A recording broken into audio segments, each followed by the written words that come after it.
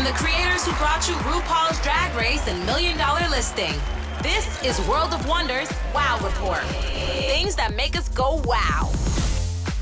Hello everyone and welcome to another scintillating edition of the Wow Report, where we count down the top 10 things of the week that make us go wow.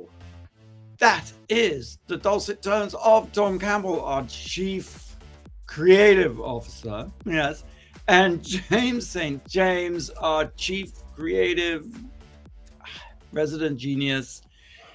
And me, struggling to give me a title is what you're doing.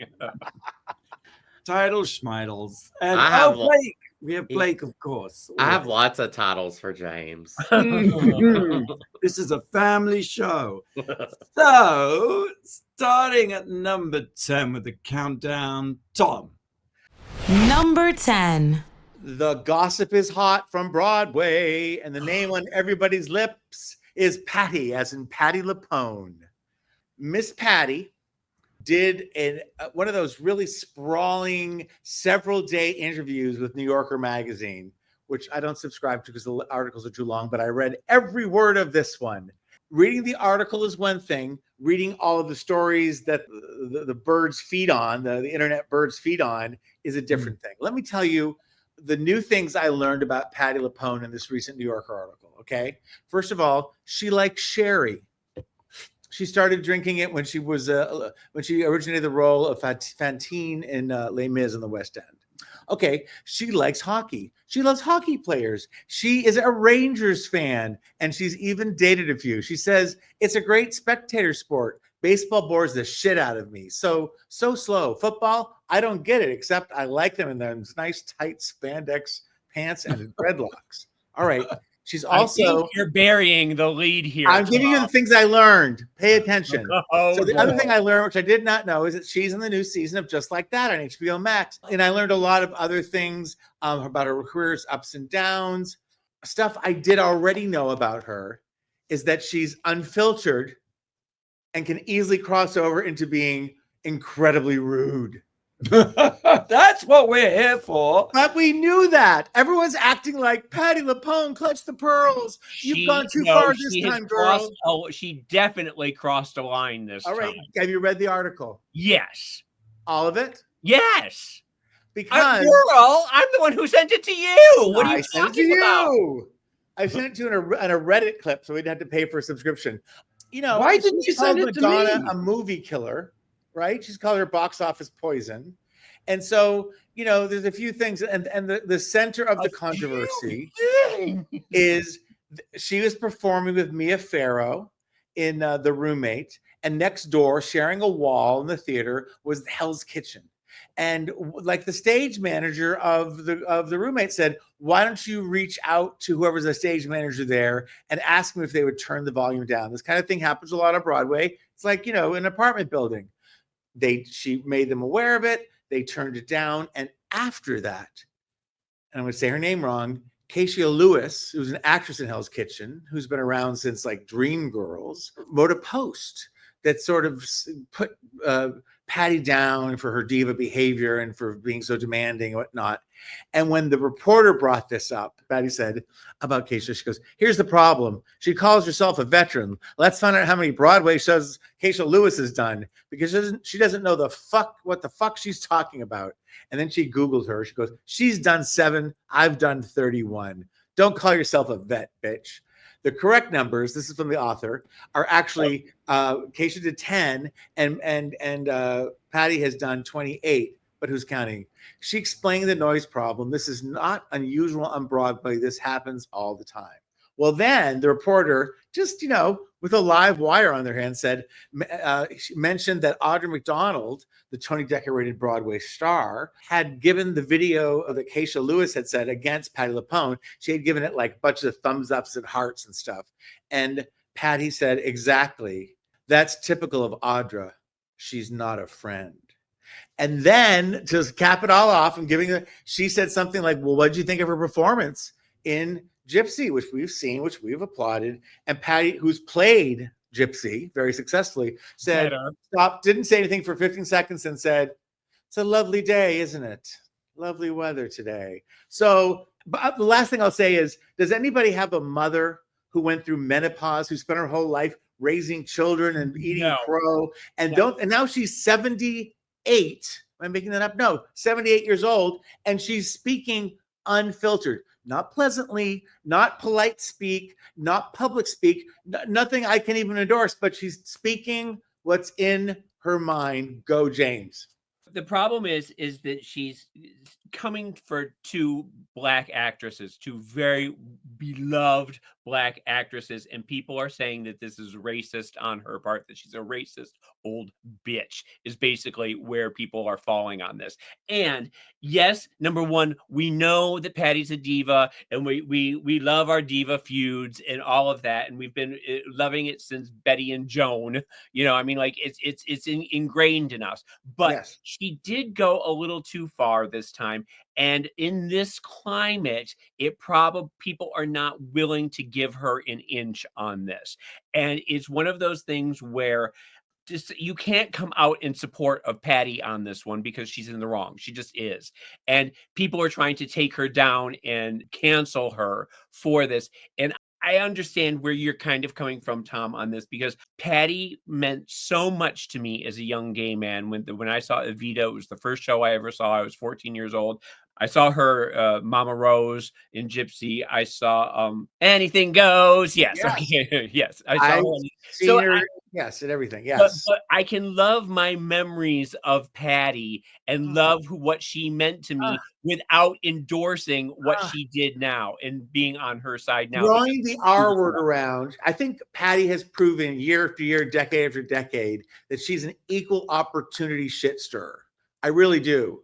Like, you know, when she calls him as she sees him, I think it's unfortunate. I agree with you too, but I think it's somewhere in the middle. I don't buy cancellation anymore. Someone said, I don't know how Patty's going to bounce back from this. It's like, she's 78 years old. She'll be fine. You know what I mean? Like, the other headline they pull is like, I'll never go back to Broadway again.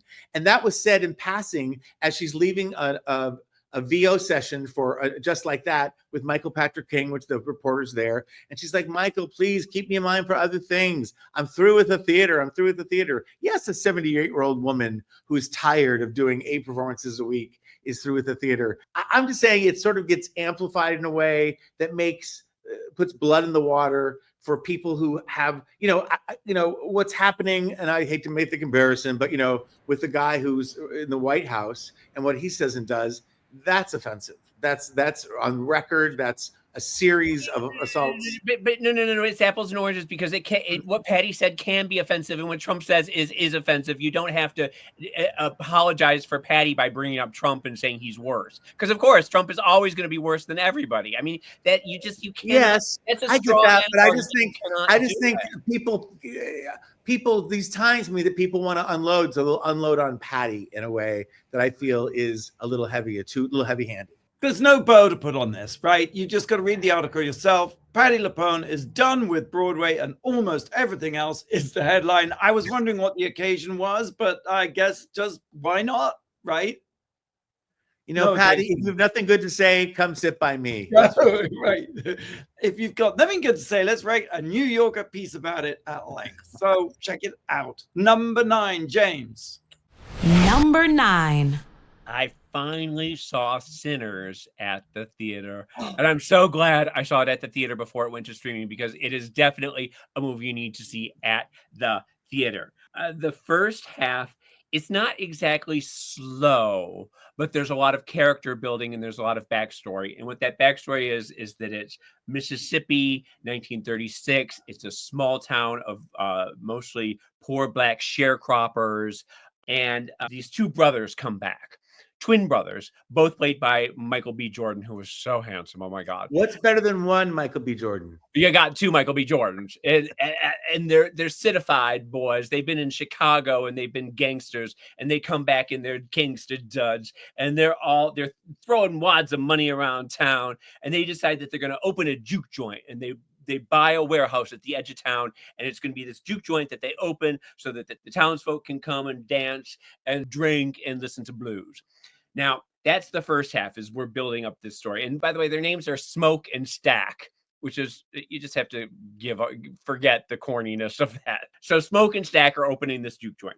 Meanwhile, across town, there's this hot Irish vampire who has decided he's going to kill them all, and he's building an army of undead vampires to come to the juke joint that night and eat them all. And so the second half goes from this sort of historical drama into this just straight on horror movie, and it's done really well, and it's funny, and there's lots of scary moments, and it's, like I said, Michael B. Jordan is absolutely fantastic. Haley Steinfeld is in it. She's really, really fantastic. There's someone named Tanaj L. Jackson. Everybody in it is just spectacular, and it just makes you, it shows to go that if you've got a good script, you've got great actors, if you've got an original story, that this is, you can't lose. And it's just, definitely go see it. Maybe if you can do it before it goes streaming, do it. Blake, you saw it. What did you think? Yeah, I loved it. There were definitely some allegories for racism, like back in the day with the vampires and everything, right? Oh yeah, yeah. I mean, it's all sort of metaphor, and yeah. But didn't you love at the very end? Didn't you think she looked exactly like Debbie Mazar? Who, Hallie? Yeah, at the very last scene. What was the last scene? Maybe you didn't see it. Maybe it was after the credits or something. But they come back in the 90s. Because okay, so the credits come and I'm out the door the minute the credits start. Always. Well, apparently there's like 15 minutes after the credits. James. Where it's in the 90s. Well, I came back from I came back from the bathroom. My sister was still in there. I was like, what is she doing? And it's like 15 minutes later. And he's like this old man. It's like in the 1990s, 50 years later. And then it's like 92. How did they not die? I thought they died. It's like 92, and she looks exactly like Madonna era Debbie Mazar. Yes, they're all in hip hop. And he's like in a Bill Cosby sweater. Yeah. I'd like to make a request. In future episodes of the show, can James see the whole movie before he reviews it?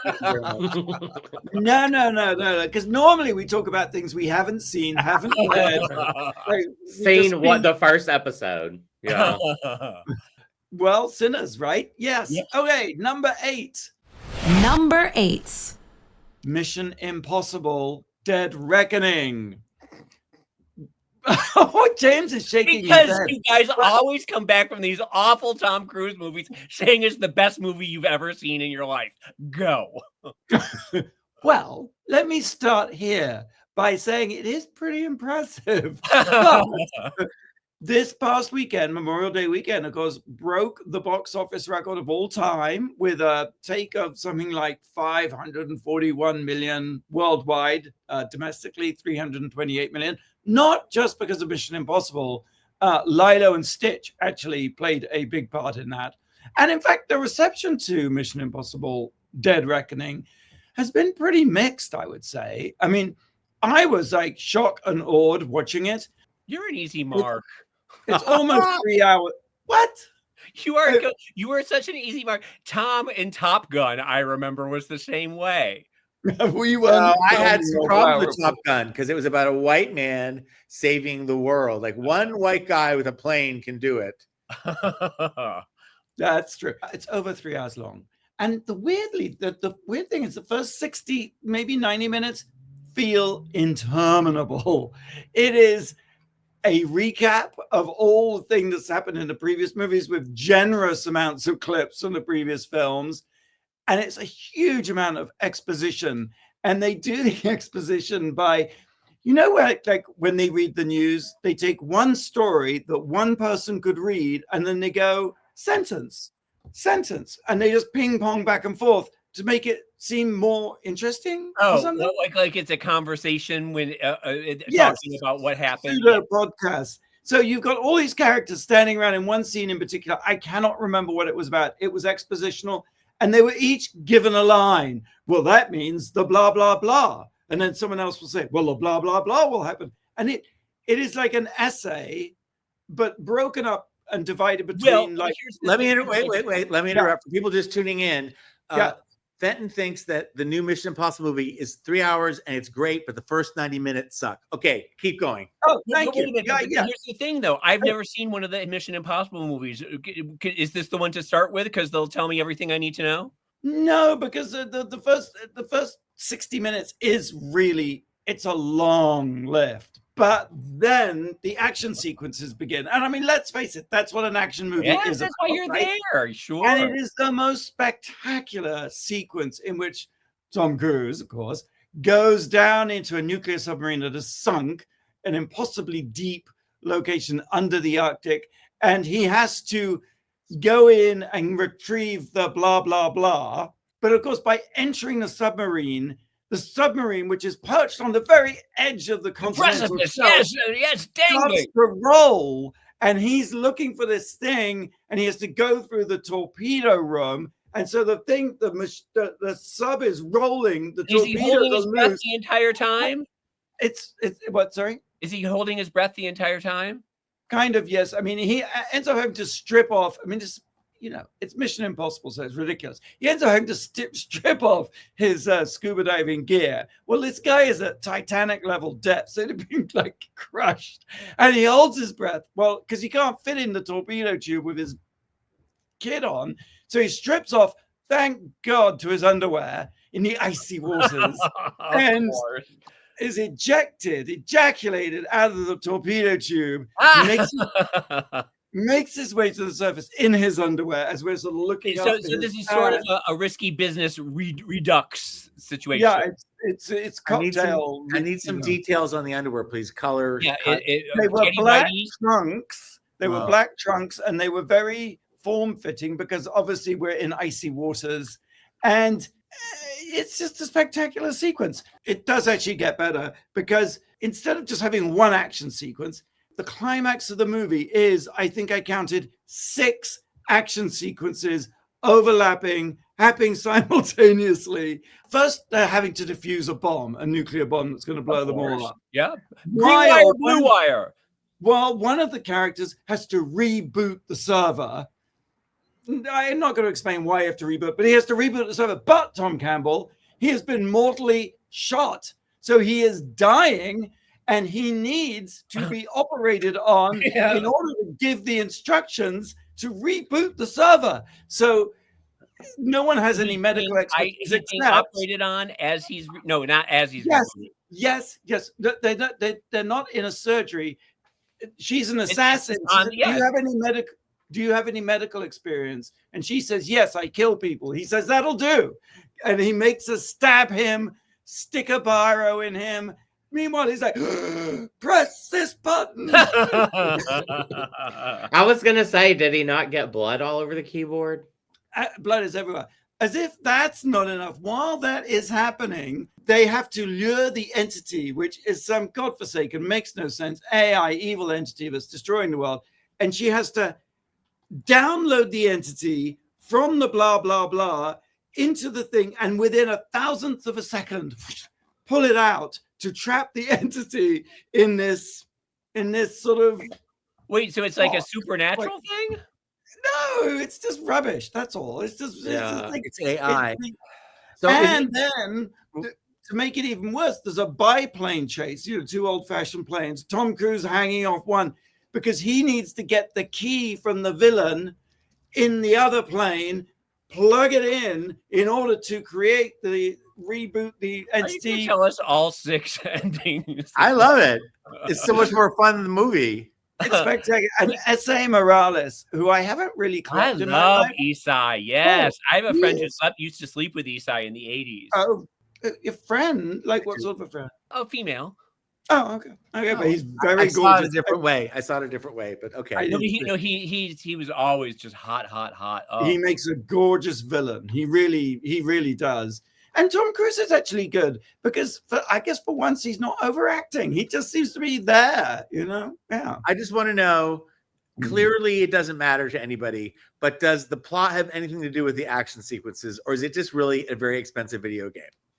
It's a very expensive video game, and it is a showcase for Tom Cruise to do impossible stunts, and it's all fundamentally ridiculous. I hear he runs everywhere. I hear he runs everywhere and for no good reason. Of course, every Mission Impossible features him running. It's just it's like, you know, other tropes like the message that will self-destruct, which is really, it's always good. You know, it's That's the Mission satisfying. Impossible. Yes, James.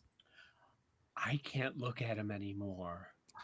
Well, yes, he's been enhanced, I would say, but my God, he's 60 something. I mean, Well, you're 60 something, and I could look at you all day. I think you're beautiful. oh, that's the nicest thing you've ever said to me. I Final think we should- question: did they find Shelley Miscavige?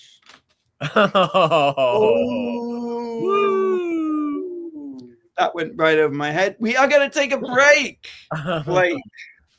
I do have a question. Las Vegas consumes 60,000 pounds of this a day. That's like more than the rest of the U.S. combined a day. What is it? We'll have the answer here on the Wow Report right after the break on Radio Andy. You're listening to World of Wonders Wow Report. Things that make us go wow. Oh, welcome back to the Wow Report. It is Fenton here with Tom and James and Blake. And I ask, Las Vegas consumes 60,000 pounds of this stuff every day. And that's more than every other state combined per day. What is it? I'm going to say shrimp cocktail. I would say shrimp cocktail, but then I thought cocaine. I think you're both right, but only one can be documented. So, Tom, you're right. What? Shellfish. Yeah, it's shellfish. Shrimp. Yeah. Oh, shellfish, not Yeah. shrimp. Well, but I was all saying, like, you shrimp know, is it's those shellfish. all-you-can-eat buffets Oh. that used to, yeah. Oh, I wouldn't want to eat oysters in Vegas. You know, It's like truck stop oysters, or you know, yeah. Fenton taking away my victory with, not shrimp, shellfish. Thank you so much. Please. So shellfish. can I just say that Wow Presents Plus is the diamond sponsor of Buffalo Grove, Illinois' 7th annual Pride Parade. So I want to give all the Are queers we all being flown out for it? give them you can go, James. Yeah, with your enormous salary from doing this show I think we could arrange a one-way ticket. and a gown. That's on Sunday, June 1st. So hey, Say the name of the town again. Oh, right. Yes, Buffalo Grove in Illinois. Salute. Sponsored by Wow Presents Plus with a special appearance by Kimora Hall from RuPaul's Drag Race season 13. Nice, nice. Yeah. That's wonderful. It's a heartwarming thing. We are counting down the top 10 things of the week that make us go wow, and we've reached number 7. Tom. Number 7. If we're to be scientific about this week, the thing that has made the world go wow more than anything, it should be number 1 through 10, is Kris Jenner's new face. Oh, my. Have you seen pictures? Yeah. I saw a picture, yes. Yeah. I've seen nothing but pictures. When I thought it scroll was through my Kendall. X and Instagram. You thought it was what? Kendall. You think it's Kendall? You think it's Kim? You think it's AI? You think it's filters? She just had a mind-blowing facelift. And I'm just going to say it. She looks fantastic. she does. Yeah. But it makes you question everything about gravity, about the human body, about God. I don't What know. about plastic surgery? All we think of plastic surgery in Hollywood stars anymore is that they look ridiculous and overblown and overdone and like dolls and Yes. creepy. And this is just perfection. It's a chef's But kiss. None of it. she's like 68 or 69. She was looking not horrible, but she's looking like some wear and tear. And she's had facelifts. She's documented them on the show. But she went to, according to everybody, she went to Dr. Stephen M. Levine at 521 Park Avenue, who I sent to James, to all of you, right before we started. He is a cutie patootie. Just a little twunk, isn't he? He's adorable. And you know who I think he is? I think he's the one who did that fantastic work on Lindsay Lohan. It could be Lindsay. It could be Christina Aguilera. The thing that you have to love. See, I'm defending Patti LuPone and I'm defending the Kardashians because Kris Jenner will get the $1 million facelift. It doesn't cost that much, and look amazing, and then tell you that she had it and tell you who gave it to her. Yeah. I love no the shame in that transparency. game. No. I looked online and it says they range from like 55,000 to 110,000, but that was a while ago. There was a People magazine article about him during COVID where everybody, that whole phenomenon that everybody got their plastic surgery during COVID because they were away.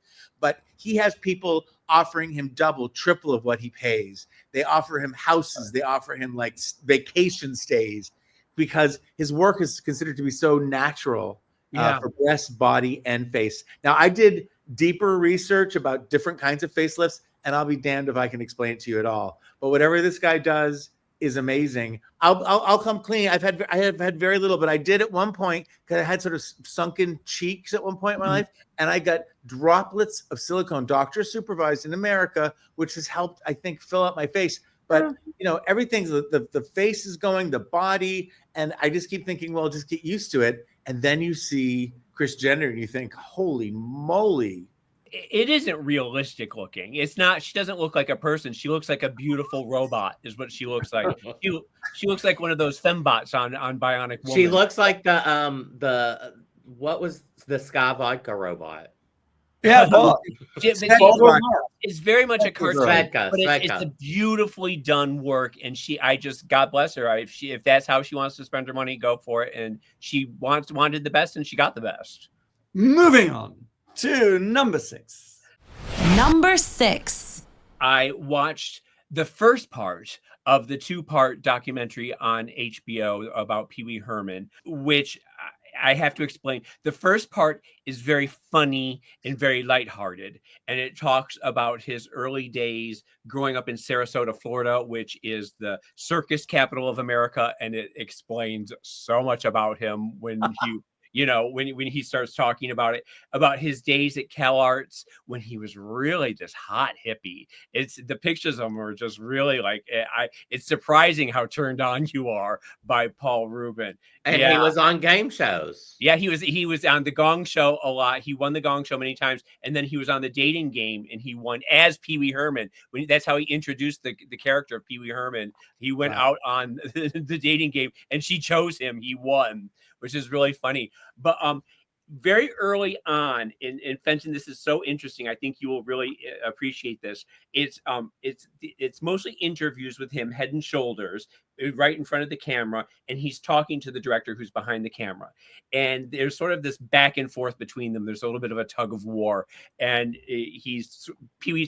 Paul Rubens is sort of fucking with the director a little bit, and he has this devilish smile on his face. And very early on, he says that they will tell you, and HBO told him that he should not direct himself, that nobody should ever direct themselves or produce their own documentary because they don't have perspective. And he pauses and he says, and I will fight that until the very end, and I will prove you wrong. I have more perspective on myself and on my character than anybody else in the world. And he goes on to show that. It's so funny. The way he sits there, he's got this twinkle in his eye. And there's something so gentle and warm and loving about it. Even when he's fucking with the director. He's so methodical and sort of, it's a little kind of borders on like evil genius is what's going on there. And the thing that Fenton that made me think of you all throughout it is when he's doing that fucking with the director and he's sort of doing those little games and those looks, it's Michael Ehrlich.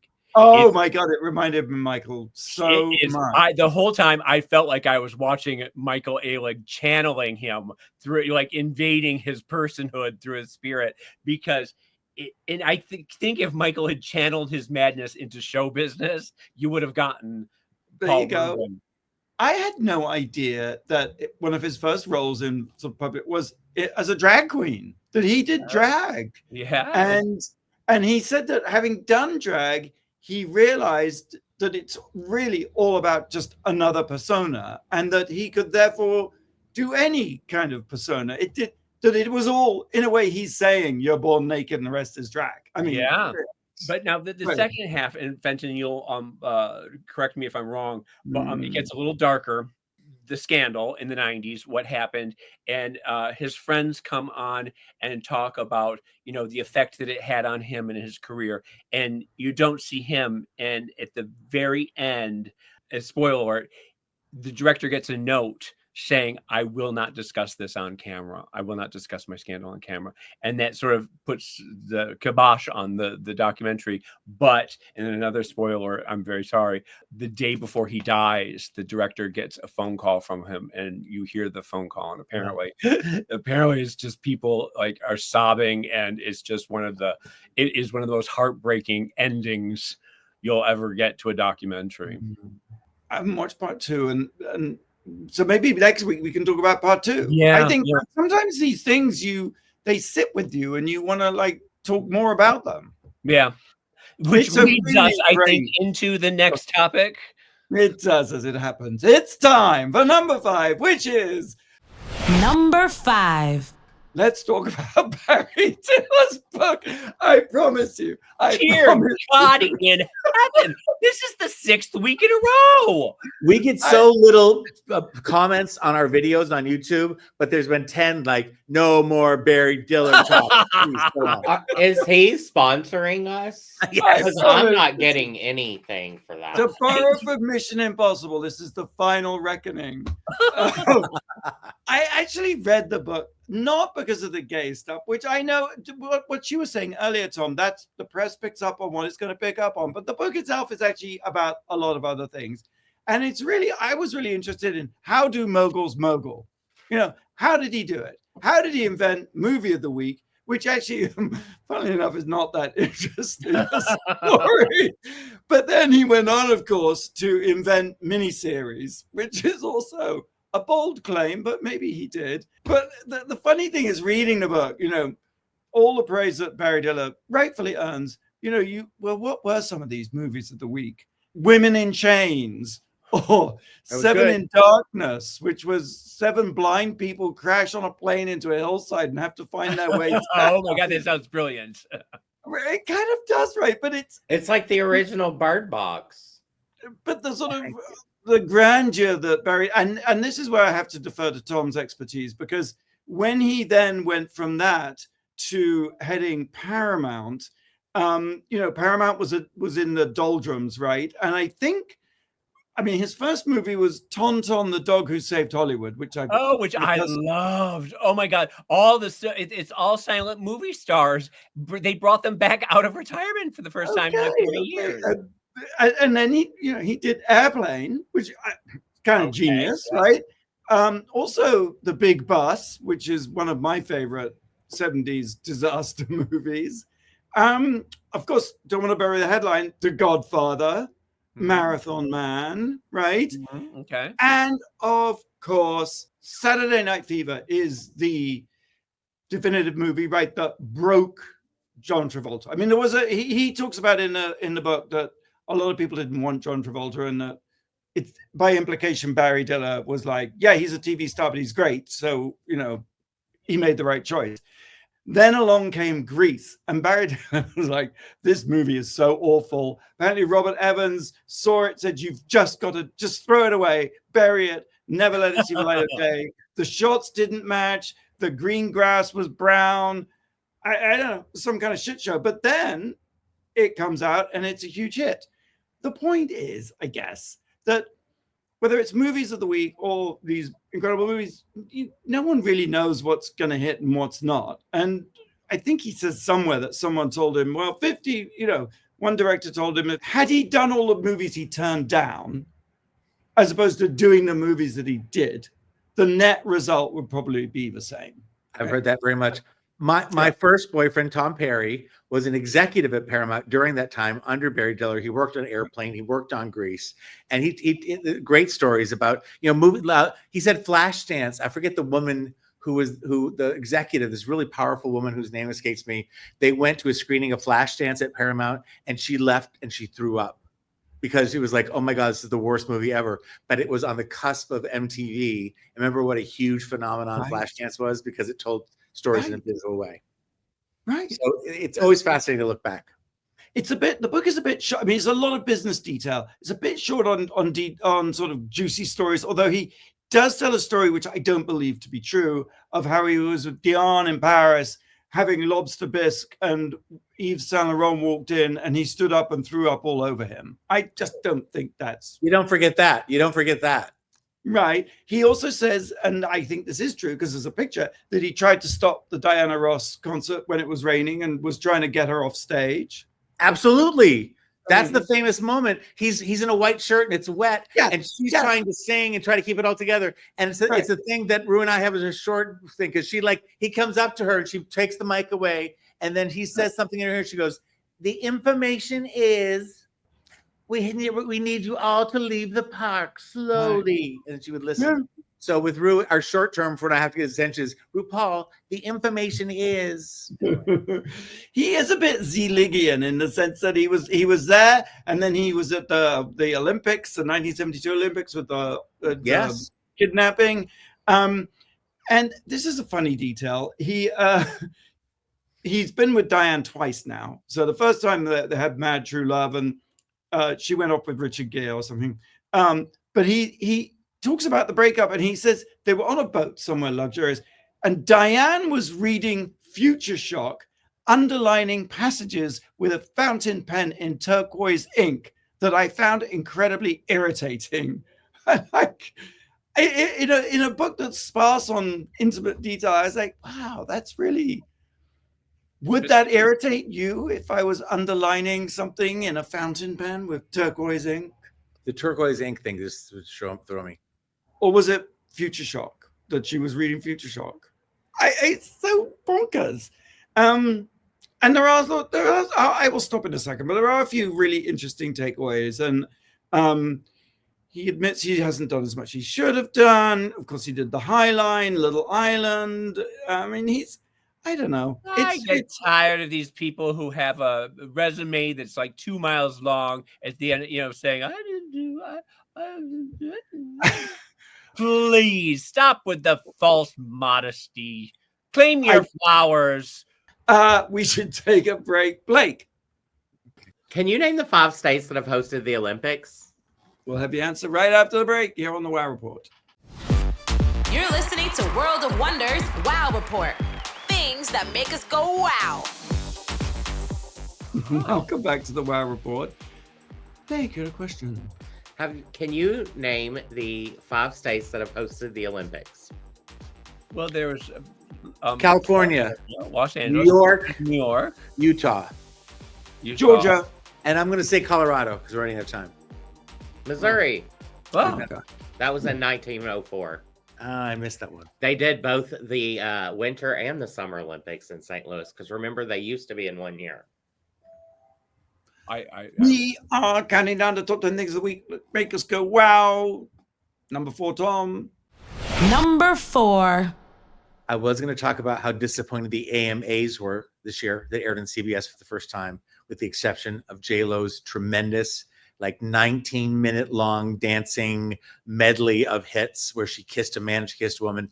But I don't want to talk about that, because the thing that brought me the most joy this week, and if I'm repeating it to you too, I'm sorry, but 2 different friends I showed for the first time. And if I am reaching just one person through the sound of my voice who discovers this through this radio moment, is, do you guys remember, and have you ever seen the videotape of Angie Dickinson declining on air, on tape? Oh, yes. Her This Is Your Life. So good. So brilliant. Benson, yeah, you were moments in television history. Yes. I have not seen it, no. Angie Dickinson, you know who she is. Beautiful woman. She's been with Sinatra, the president. She married Burt Bacharach. She's policewoman. She, movie star, just, and a guy's girl, and just fantastic. Yeah, it's kind of a little salty, kind of a little back talky. And was still a beautiful woman, but was as sexy as could be for 80 years. And she, when asked on CBS This Morning a few years back during the Me Too movement, she goes, "You don't want to hear what I have to say about that." She's playing poker with Mo Rocca, and she goes, "Let me just say, there's a difference between a pat in the ass and getting raped." I thought, like, Angie, that's why I love you, baby. Break it Angie, down. yes. She's Anyway. like when you say that she's one of the boys. Yes. And So she's sitting given down. as good as she takes. She's sitting in a studio. This is taping this on YouTube, and they're like, "Hey, Angie." She's there thinking she's going to talk to Brian De Palma about what was the movie they were in? She was in Dress to Kill. Oh, Dress to Kill, which was a great moment for Angie in her career. And she's there, and they're waiting, and then Pat Sajak shows up. She's like, "Hi, Pat." Angie, this entire time is just the polite, beautiful, lovely, like you don't want the raw footage, and she's delightful in all of it. And she's like, "Hi, Pat." He goes, "Well, I saw you on the monitor. I had to come by and say hi." And she's like, "Oh, I'm so glad you did." He goes, "I'm working on this new show that's a remake of a really popular show. Can I just read what I have and you can tell me if you like it or not?" She's like, "Sure." And he's like, "For all you've done to Hollywood, for your luscious career, Angie Dickinson, this is your life." And she's like, and then people come out behind her like cousins or something. And she's like, "Oh no. Oh no." I think she drops the F-bomb once, like, "It's not my fucking life." Like, no. She goes, "Oh no, no." And there's an audience, and there she's like, Burt Bacharach, who was her husband at one point. Burt came to me once years ago and said, "Oh, I guess I gotta warn you." And she's like, and I told him if they do that, I will walk and I will never talk to him again. And so they're like, "Okay." And then it goes black. And then it's just the mic. The producers are like, keep it rolling. We're going to talk her into it. And so it's just black. And they're like, "Yeah, Angie, would you mind coming up? What if I read some of the script to you?" She's like, no, thank you." And she goes, "Nothing, no offense to your show. It's just not for me." And then he's like, "Well, what if he read some of the script to you?" She's like, "Nope, not going to do it." And it's just so amazing. And she goes, "Let me just ask you this. Is Brian De Palma here?" And the producer goes, and there's this long pregnant pause. And the producer goes, "I'd have to check on that." And Pat Sajak says, "I can tell you, he's not here." She goes, "So this was all subterfuge. No, I'm leaving. Thank you very much. I'm leaving." And when you think of the history of This Is Your Life, when every single star does this whole, "Oh, I can't believe it. I'm so excited." Da, da, da. And Betty Davis and, Lillian Gish, like everybody has done it, everybody in Hollywood. And then she's like, "No." And she walked Angie Dickinson, "This Is Your Life." It is a testament to her power, her grace, and her privacy. It's a great, yeah. Number 3, James. Number 3. I'm bringing it back down a little bit. Rest in peace to someone you may not have heard of, but you should probably do a deep dive after I talk about her for a little bit. Eva, one half of the beloved German art duo Eva and Adele, passed away in Berlin after back surgery. Nobody knows what her age was.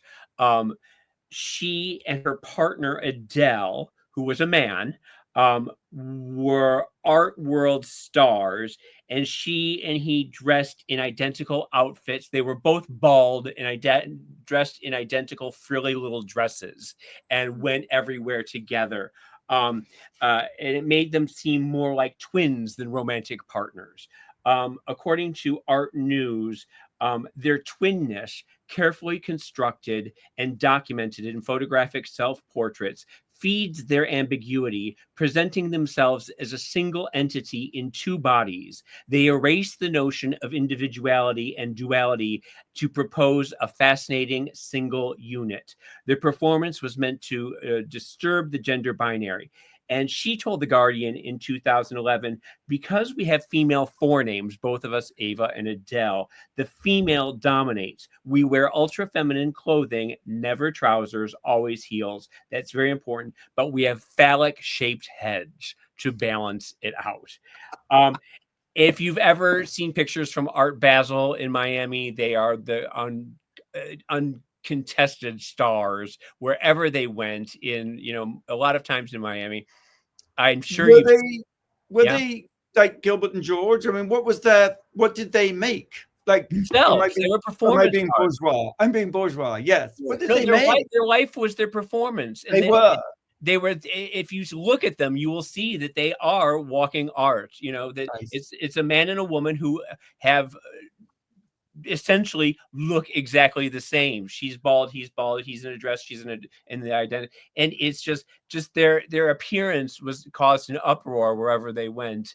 And I just Next week, in their honor, should we dress like, have the same frames, and refer to each other as phallic-shaped heads? yes, love that please. idea. Let's. I think we should do an Eva and I Adele. already do. Well, that Blake means you're gonna have to shave your head and your beard. No, Both sir. of you. Anyway, rest in peace, Yes, Eva. rest in perfection. All right, I'll keep this short. Number 2. Number 2. What is 20 years old? 20. The like button. Happy birthday, 20th birthday to the like button. And coinciding with that, there is actually a book called The Button That Changed the World. And in keeping with the World of Wonder Wow Report tradition, I haven't read the book. I'm on page 27, but I promised to talk about it for the next 6 weeks. And there is actually an original sketch of the very first, the guy who invented the like button sketched it. Wait a minute. It's an actual, it's not like a big picture book. It's an actual, how do you talk? It's an actual book. How do you talk for 200 pages in a small font about the like button? That seems a bit. I know, it's James, it's more than that. It's 217 pages. How do you do it? Without just saying, I like the like button. Well, one chapter is called The Business of Likes. There's another chapter called What Happens When You Click. Oh, this one's going to be good. They managed to get like entire chapters out of these things. This sounds beyond annoying. Chapter 3, Why the Thumb. What? A whole chapter about why the thumb. Oh my God. And what does Barry Diller have to do with this? I have really just I can do why am I wearing these glasses? I'm going to get 217 pages out of it. Why did I choose this shirt this morning? I've got 400 chapters. Well, the point is, and I think everybody knows this, so maybe you don't even need to write a book about it, is that the like button gives you a little shot of some hormone, right? That makes you feel good. I'm always checking you said that in one sentence. Why do you need 217 pages? What's true with most books, in my opinion. I will report back at great length in the future. But for now, that's the most ridiculous thing I have ever heard. I'm sorry. I like it. Let's take a break. Why not watch our show on YouTube and you can click the like button? That would be lovely, please. Thank you. And then explain in 3,000 words why you clicked the like button. When we come back, the number one thing this week that made us go, wow. You're listening to World of Wonders Wow Report. Things that make us go wow. Welcome back to the Wow Report. It's Fenton here with Tom and James and Blake. We've been counting down the top 10 things of the week that make us go wow, and we've reached number 1. You're trying to throw me off. I know. I'm trying to get balloons. I did it flawlessly, 10-1. Number 1.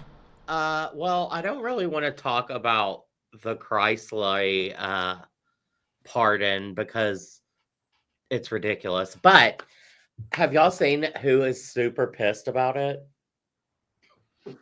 Who?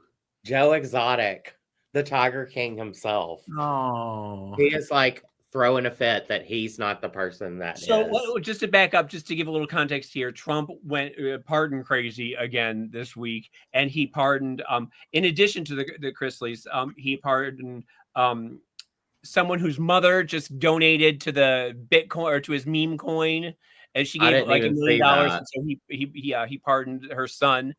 He's been pardoning other people as well, but he pardoned the Chrisleys who they embezzled money, they stole money, they 32 million, something like that. They got 12 years, and he let them out because their dumb daughter supported him. Can I play Sonny Houston from The View and give you a legal a report on this?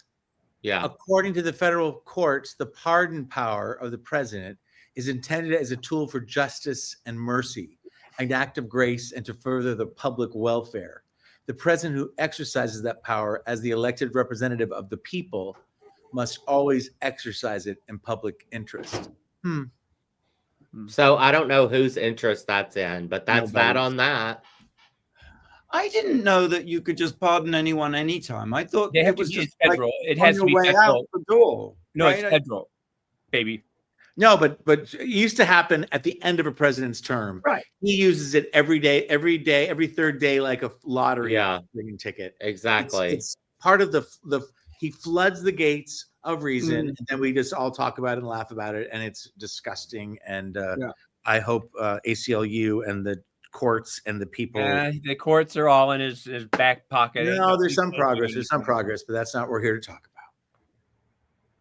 Well, it has been a joyous ride, counting down from 10 to number 1. So we got time for this week, alas. But thank you, Tom, and thank you, James, and thank you, Blake. Same time, same place next week. Until then, go out and do something that makes the world go wow.